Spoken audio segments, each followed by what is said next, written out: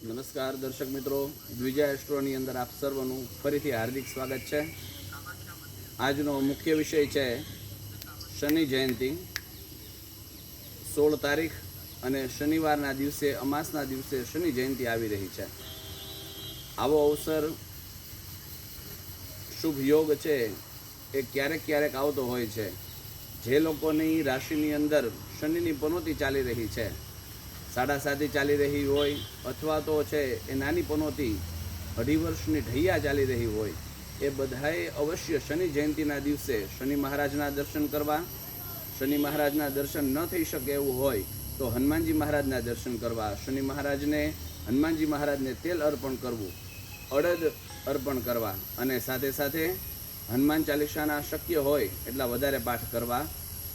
શનેશ્ચર સ્તોત્ર કરીને છે, દશરથ રાજાએ જેમના પાઠ કરેલા શનિની પીડામાંથી નિવૃત્ત થવા માટે થઈ, તો એ શનેશ્ચર સ્તોત્રના પણ પાઠ કરવાથી શનિ સંબંધિત બધી જ પીડાઓ છે એ આપની દૂર થઈ જશે।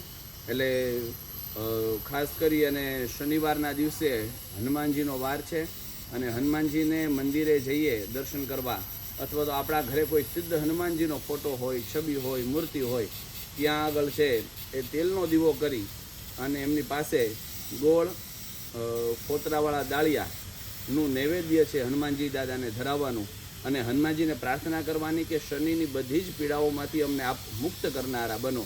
અમારા મન ઉપર શનિની અસર હોય, શરીર ઉપર અસર હોય, ધન ઉપર અસર હોય, જ્યાં કોઈ જગ્યાએ છે શનિની અસર હોય તે બધી શનિ મહારાજની પીડાઓ છે એ આપ દૂર કરનારા બનો। અને એ દિવસે જેટલા શક્ય હોય એટલા હનુમાન ચાલીસાના વિશેષ પાઠ થાય, સુંદરકાંડના વિશેષ પાઠ થાય। કોઈ સ્તોત્ર મંત્ર આપને ફાવતા હોય તો એ સ્તોત્ર મંત્રના પાઠ કરવાથી પણ શનેશ્ચર સંબંધિત બધી જ પીડાઓ છે એ આપની દૂર થઈ જશે। અને કંઈ ન આવડે તો ખાલી રામ રામ રામ રામ, શ્રી રામ જય જય રામ આ મંત્રના પણ આપ જપ કરશો તો અનંત ગણું પુણ્ય છે એ આપને પ્રાપ્ત થશે અને શનિ મહારાજની અવશ્ય આપની ઉપર કૃપા છે એ રહેશે। શનિશ્ચર મહારાજની આ શનિ જયંતિ નિમિત્તે આપ સર્વ મળી અને બધી જ પ્રકારની પીડાઓ, આ વાતાવરણની અંદર જે રહેલા નેગેટિવ વાઇબ્સ છે એ બધા વાઇબ્સને આપ દૂર કરનારા બનો અને દિવ્ય અનુભવ છે એ કરનારા બનજો।